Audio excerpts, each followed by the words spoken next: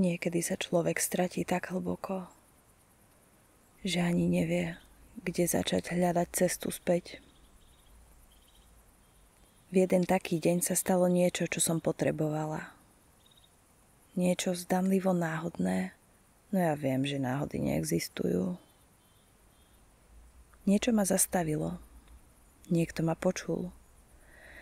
A vtedy som konečne začala počuť aj seba.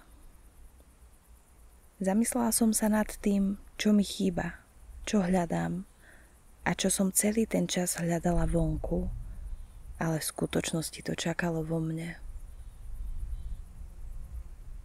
Tento priestor vznikol z tej chvíle.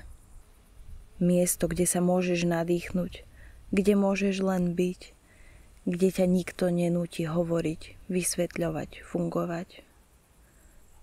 Miesto pre každého, kto už nevládze kričať do prázdna, ale potrebuje, aby ho niekto držal, aj keď len hlasom. Nie som psychológ ani mentor, len poznám ticho, v ktorom sa myšlienky stanú príliš hlučnými.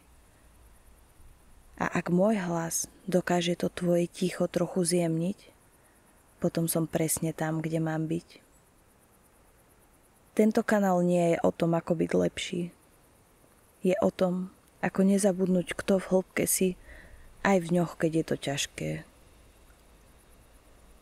Volá sa hlas pokoja. Nie preto, že mám všetky odpovede, ale preto, že viem počúvať.